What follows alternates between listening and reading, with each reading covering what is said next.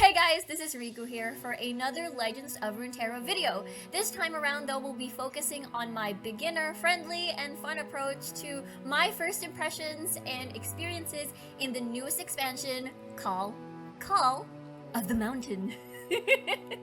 Yes, Call of the Mountain. The expansion not only added new cards, of course, but it also added a new region, which is in this case would be Targon, and as well as adding new keywords, adding new champions, and therefore I was very excited to try it out, and now we're here, and I'm gonna share you guys my initial thoughts. Let's go. Let's start with Diana. Diana, when leveled up, can get pretty snowball. She has a quick attack, plus every single time you activate Nightfall, she gets a +2 in her power. Combined with low-cost cards with a lot of mana, she can kill any big body on the board, or just surprise you with a ton of face damage in a round. Next up, we've got Leona. Leona is able to stun an enemy on her Daybreak effect. Utility-wise, not a lot of carry potential, but can deny a lot of big damage or deny trade once you get that stun in. Leona's Morning Light can be strong to catch opponents off guard on an unforeseen lethal round.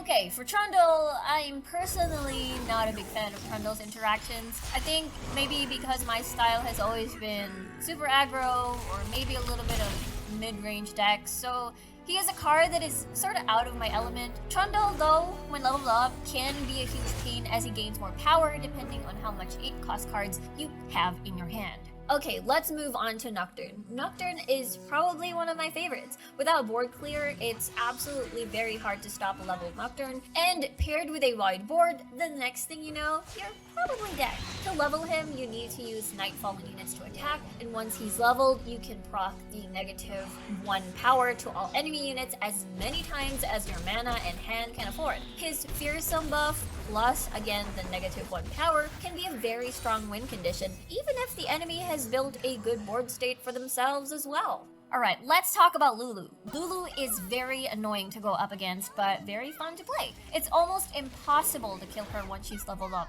just because of her free barrier every round, and paired with Shen, it makes it harder to kill those two champions as well. She can make small units into big boys, literally similar to her lead kit with Wild Growth, so it can be a huge headache if you don't have any removals or board clears. Up next is Aurelion Sol. Funny story about my first Aurelion Sol experience. I kind of just skimmed on what he does on the card.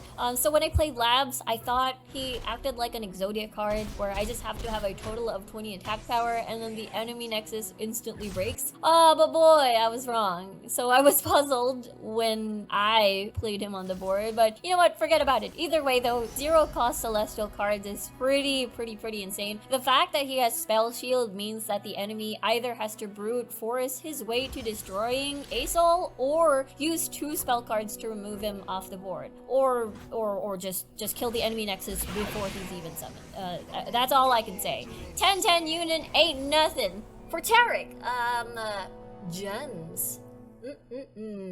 Gems.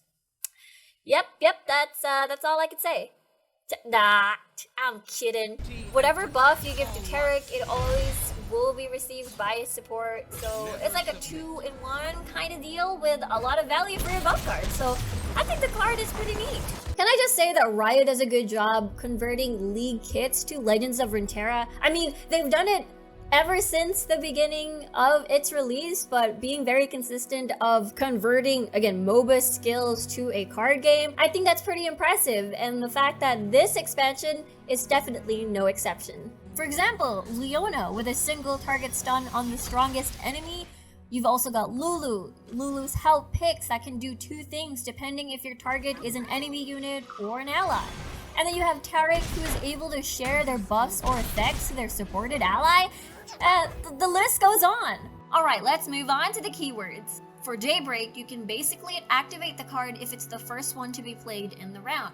You can sort of work around the activation and have a lot of value to the low-cost cards by having the 6-drop Raven Daylight Spear card to make it Daybreak all the time and make sure that you activate their effects. And for the 5-drop Slow Spell card, which is the Morning Light, you can also serve that as your finisher.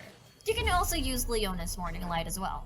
Alright, next up, we've got Nightfall. Nightfall, on the other hand, is the complete opposite of Daybreak. A bit of mana management is required more than usual, as proccing the Nightfall bonus needs you to not play the card as your first in the round. You'll be relying on low-cost spells or units like Dusk Petal Dust or a gem to help activate a lot of the bonuses that you can do multiple times. Like, for example, Nocturne's Nightfall effect can decrease every enemy's power by 1 for every Nightfall effect that you do that round, so you can look for lethal or probably just to survive. For Behold is pretty simple. Proccing requires an 8-drop card in your hand. You have draw cards like Entreat that allows you to draw a champion, which will help you activate it much easier. These cards are usually used to just survive the early game to make way for those 8+ cost cards to flourish in the later rounds. Up next is Invoke. Invoke generates a lot of card generation. You play the card and then you get to choose one between 3 randomly generated Celestial cards to create on your own hand. Celestial cannot be crafted and you can only get them via Invoke. One of the cards you can get is the 9-drop The Great Beyond card, which has Elusive, Fury, and Spell Shield. I think that's pretty crazy and scary. And of course there's many more strong Celestial cards that you can choose from. Okay, for Spell Shield, it is literally the magic version of Barrier. It keeps your cards safe from any silence or insta-kill spells, and to make sure you're not punished too hard or too easily when you spend a big chunk of your mana to play an important card. And then for Fury, if the unit has Fury and it kills another unit, it gets +1/+1. Usually these Fury units have a lot of health and power to begin with, so you're forced to either take the blunt face first, or forced to trade your own unit, but proc the enemy Fury effect instead to save face. To wrap things up for keywords, Daybreak is personally the easiest to proc out of all the new keywords that was introduced in this expansion. You've got Invoke, that is probably the most overwhelming, but it rewards you with a lot of card generation. And Spell Shield is extremely useful to protect valuable champions or units in the round from a Whimsy or Vengeance, so you can reach your win conditions much easier and they're forced to deal with it in some other way.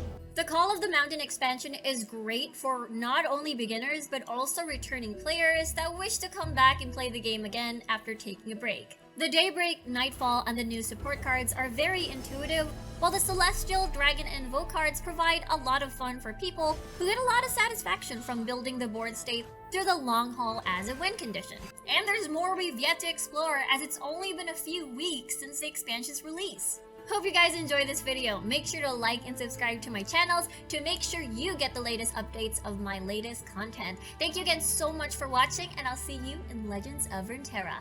Bye!